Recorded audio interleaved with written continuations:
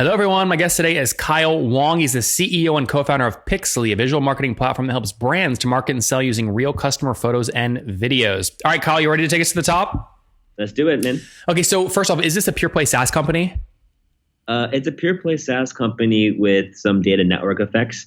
Our business model is SaaS, but like many other SaaS companies in this space, we're based off of usage versus seats. Okay, so you don't have any upsell revenue based off number of seats. It's only based off usage. Correct. And so the upsell revenue comes from that. And not to kind of go so deep right now in the first 10 seconds, but yes, we're a SaaS-based company, and that scales with volume and usage of photos served. Okay, so yeah, give us an example of how maybe Kimpton use you. How do these folks use you on a daily basis? Yeah. So we're a SaaS platform that basically helps brands harness the value of their customer stories. So our core belief is that your customers are some of your best marketers, and that we build software to make that more scalable. So a lot of the brands today already have consumers that are posting about their brand on a day-to-day basis, talking about their experiences at Kimpton Hotels or Airbnb or the product they bought, et cetera. And what our technology does is we provide that infrastructure to use that content at scale. Everything from the collection of the content, the permission rights of the content, the tagging, labeling of the content, and then the infrastructure to put the content in the right place. You can almost think of it like an API for content, but that content being customer stories, otherwise known as your most valuable marketing asset. Mm-hmm. And what are people paying? I mean, give me a general range here. I'm sure you have a lot of different cohorts, but on average, what's a brand going to pay per year or per month to use the tech? Yeah, we have a ton of cohorts. So we have a free tier. So anyone who's listening and wants to just do it right away, we have a free tier. We have kind of a commercial mid-market tier that ranges anything between couple thousand bucks a month. And then we definitely have an enterprise tier that's more in the tens of thousands a month. And that's for brands who are doing this at a global scale. So in other words, if you just want to use this on a small part of your website, that's one thing. But a lot of our top customers today are using us at a global scale across their e-commerce, email, in their ads, in their stores. They're using it anywhere you see a photo. So like a lot of API content platforms, it's kind of like it scales with usage. So Kyle, just to simplify, because then I want to get more of your background story here. I mean, are you, let's just talk about your paid folks, not free. It's great you have a free plan, but on the paid plans, it sounds like people are paying, your sweet spot might be like, a couple grand per year or something like that. Per month. Per month. Okay, good. So you're very much an enterprise sales motion. Yeah, we've definitely moved more in that model. I think historically we were not that, because I think the market wasn't ready for it. But over the past 18 months or so, we've definitely seen a lot of growth in the enterprise segment, which is definitely more in the six figures a year. Yeah. All right, good. And then put this on a timeline for me. When did you launch? Originally, we launched the first version of our product in 2014. So when we first started the company, Instagram just came out of an Android app. And when we started the company, like a lot of other Silicon Valley stories, it was right out of the Stanford dorm room. So it took some time for the market to really catch up to what we did, because at the time the photo quality really wasn't good enough. If you're active on social media, you probably have plenty of photos on your Instagram with really ugly black borders and very blurry pics. So as that content got exponentially better, so did the asset that we're dealing with, and ultimately became a lot more usable for brands. Mm-hmm. So, I guess one of the questions I'd like to ask is, between first line of code and first dollar of revenue, how much money did you sink into building the platform? That's a good question. I feel like there's a lot more sweat equity than anything else. Part of that is because we started the company with 4 technical co-founders. Didn't really pay ourselves that much money in the beginning. Oh, yeah, just quantify what you did pay yourself. Just to get the product built, MVP. Honestly, I think it was like a little stipend, like a couple $1,000 stipend for a couple months. But we actually got paying users pretty quickly in our platform. What was the distance between, again, first line of code and first paying customer? How many months? Probably like 5 to 6 months or so. Okay, so what? When you add up all the stipends across 5 developers, you're talking like maybe 40, 50 grand to get the MVP up, something like that? Something like that, yeah. And did you bootstrap from the beginning, or have you always kind of raised capital? It was a little bit of half, depending on when you consider the bootstrap. But obviously, when we first wrote the first line of codes, we didn't raise capital. But how much total in the company today? We raised in low 8 digits. Okay, so Crunchbase says 5.5 million. Is that accurate? It's not completely accurate. Okay, and why is it not accurate? Did you use debt? No, well, that was equity. I mean, we just haven't got around to updating it. It's not something that our customers really actively look at, and it's something that we're just not really using to actively promote the company anyway. I'm surprised your customers don't look at that. If these are enterprise deals, a lot of times they see funding as more security. It means they can invest more in you because you're going to be around longer. And part of that has to do with who you sell to in an organization. We sell to a lot of VP of marketing, VP of digitals, VP of e-commerce. And just candidly, a lot of them really don't care as much. They care a lot more about the other brands that you're working with, right? And that you can deal with the enterprise scale of their platform. So we tend to lead a lot more with the different brands that we work with in the case studies over the funding. And I think that's actually more aligned with our customer value anyway. Okay, so we'll call it 8 figures. We'll call it somewhere around $10 million raised to date. And why have you had to raise the capital? I mean, this doesn't seem like it's that capital intensive. Why'd you have to take the dilution? Yeah, well, part of it is just the R&D that we put into it, right? So there's a lot of different areas of R&D that we spent a lot of time on. First is just anything with enterprise functionality. With hundreds of people that are in any system, there's a lot of enterprise functionality that you need. Second is when it comes to things that are facing the customer, there's a lot of customization. So the same way that some of the customer-facing applications allow you to customize everything, we allow you to do the same thing with no dev resources. And the last is all your revenue SaaS, or do you actually have professional service and customization upsells?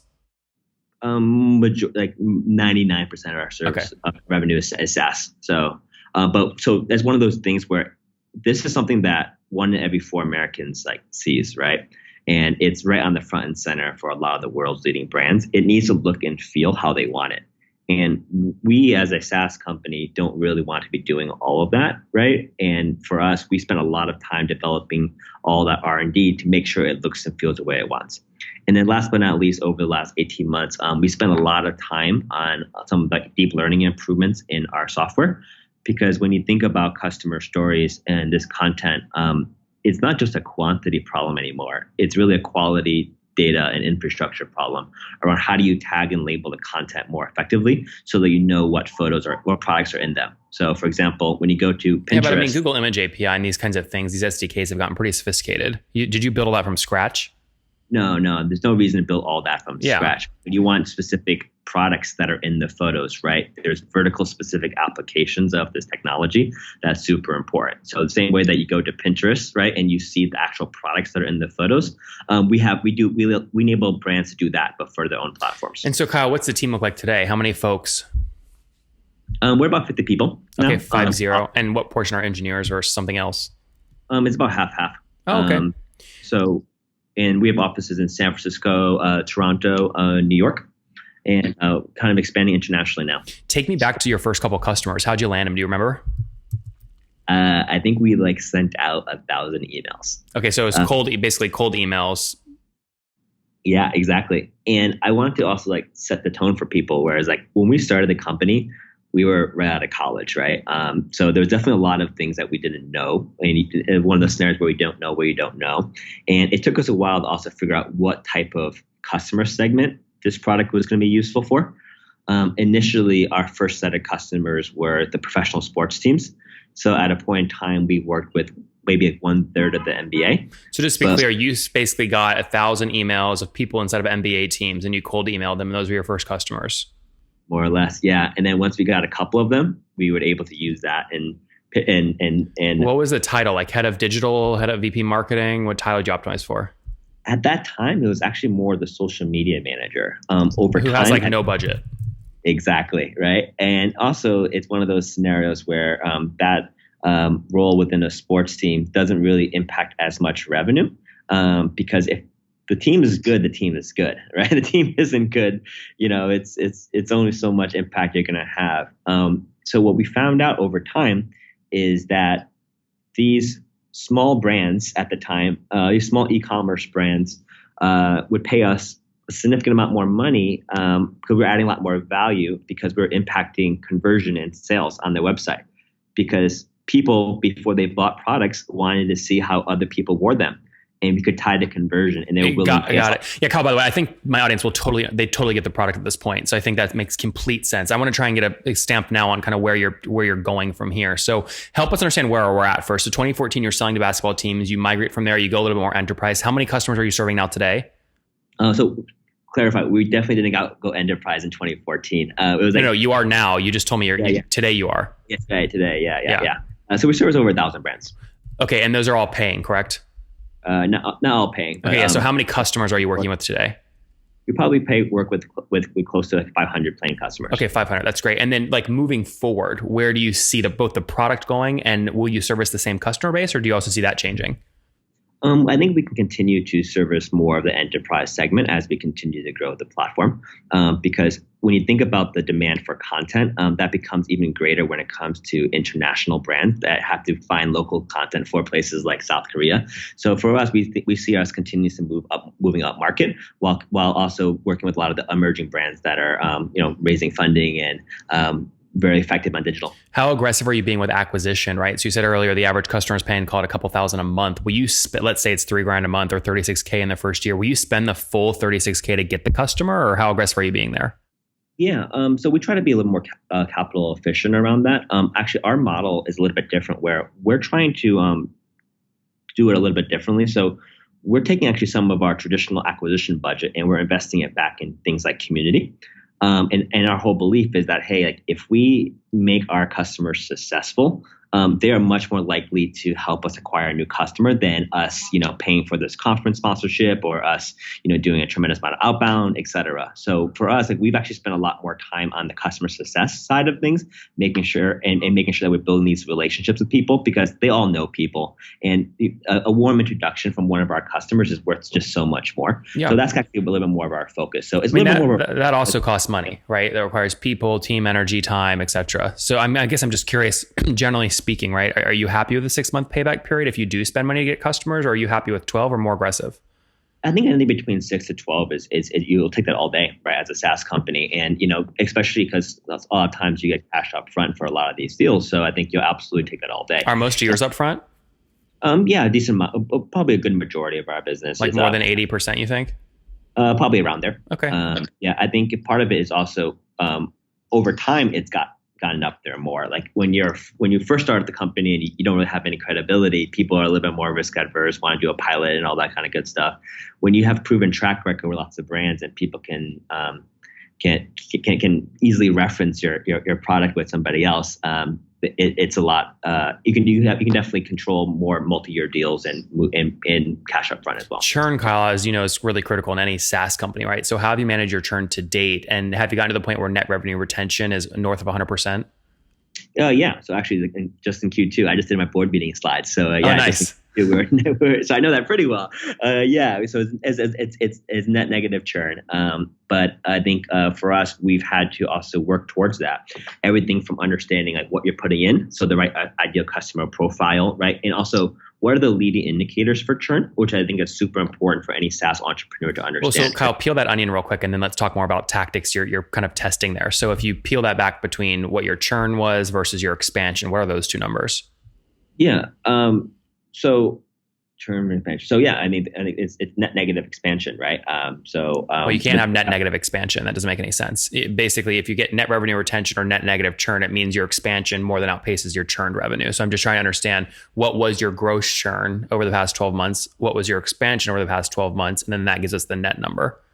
Yeah. So I don't have all that right in front of me right now, unfortunately. But like the overall is the upsells and cross sells was greater than our gross churn. Okay. Do you have a general sense of one of those numbers? You said you just did them for the board deck. I mean, are we talking like 10% annual churn or more? For gross or net? Gross. Probably around that number. Yeah. Okay. Yeah. So again, if you got 10% gross and you have 10% expansion, net would be 100, or it sounds like you're negative. So you have a little bit more than 10% expansion. Yeah. What are you upselling against? You mentioned usage-based upselling earlier. What do you define as usage? What's the metric? It could be a couple of different things. The number one is just volume of photo served. So like I said, like many other kind of API-based companies, it's volume and usage. But we also have brands who move internationally as well. And as they move internationally, they come with different types of requirements because things like, hey, the different data privacy in South Korea versus Russia versus in the EU right now, and they have different product SKUs and a much different team. So it's kind of like sometimes it's like almost providing another platform for that team. So those are just some of the key vectors around our upsell and usage. And the last one is actually where you put the content. So like actually physically or like a screen? One of the areas of where people put the content is in store. So we definitely upsell related to that. Kyle, just to be clear, you're upselling based off physical location, like number of stores you put our picture wall in, or places, meaning like the website and a billboard and a digital sign in New York City subway? The latter. Okay. Got it. So people, are they not putting them? I imagine they also put them in their geographical located, their actual stores. They do. Exactly. But you don't upsell against that. So we provide kind of an all-inclusive a package for that as you do that. That gets included in the volume that you use it in. I see. Okay, so in terms of upselling against kind of where you put it, when you use the word where, you mean specifically like, again, a billboard, a subway sign, etc., and then you include the actual putting it in the Target location or the Nike location right across the country. That's included in the other fee. Right. I see. Interesting. Okay. Before we wrap up, my audience will take the 500 customer number you gave me earlier times the couple $1,000 a month ARPU you told me as well, and multiply to get about 1.5 million bucks a month in revenue today. Is that about where you're at? I'm really, yeah. I think you probably get to a pretty close. You get pretty close there. Okay. And then in terms of growth rate, so if you're there today, where were you about a year ago? Are you doubling year over year? About doubling year a year. That's pretty good. And you think you can keep, I mean, obviously at some point it gets harder to do that because you hit such big numbers, but do you feel like you can do that for the next couple of years? I think everything's always harder at scale, right? But I think we have a lot of really good industry tailwinds that are at our backs right now. So I think one thing we can't really control as founders is just the overall market, right? And I think the market is kind of moving in our favor. So I think we're pretty optimistic about our outlook for the next couple of years. All right, let's wrap up with the famous five. Number one, favorite business book. The reason one I just recommended to our coworkers is How Will You Measure Your Life by Clay Christensen. I think that's really important when it comes to building team culture. Number two, is there a CEO you're following or studying? There's a lot of CEOs that I'm following and studying. Pick one. Right now, it's actually the Zoom CEO, Eric. And part of the reason why I think as a leader, he's incredibly authentic, right? And you know, in the way that he approaches customer support and customer experience, I think is actually world class. Mm-hmm. Number three, and by the way, if you guys want to listen to Eric, he came on the show 2 weeks ago, actually before, it was about 3 months before the IPO, actually, and go listen to that episode. Number three, what's your favorite online tool, Kyle, for building your company? I actually really like Mixmax right now. It just helps me make sure my inbox is clean and making sure that like I actually get back to certain people and bump people when appropriate. So I think that's been really helpful for me, just in calendar and all that kind of good stuff. Number four, how many hours of sleep do you get every night? I try to average at least around like 7 hours of sleep. That tends to be my sweet spot. And how old are you? I just turned 29. 29, very good. And situation, married, single, kids? Not married, and I don't have kids. No kids. So I guess all right. Probably the single category. Last question. What do you wish your 20-year-old self knew? Oh, man. I think the importance of consistency. I think when you're younger, you can get super excited about certain things, right? But it's not just about spending 1 day or 2 days on it really, really aggressively. It's about how can you maintain that level of consistency over a long period of time? Because I think that's really where you get to the difference between good versus great is consistency over a long period of time. It's similar to podcasts, by the way. Everyone wants to create one podcast and do 2 of them, and then doing thousands at different levels. So congrats on all the consistency you've had on this. This is episode 2072. So thanks for that. Guys, there you have it. Pixlee, again, founded back in 2014, UGC marketing platform for brands that want to use their customers and users and, users' pictures everywhere. 500 customers to date, call it a couple $1,000 a month on average. So call it around 1.5 million bucks a month in revenue, doubling year over year. Obviously, nice growth rate there. Raised $10 million to do it. 50 folks on the team as they look to scale net revenue retention north of 100%. They are optimizing for, call it a 6 to 8 month, maybe even 12-month payback period, but most of their growth coming from customer word of mouth marketing as they double down on that. Kyle, thanks for taking us to the top. Thank you for having me.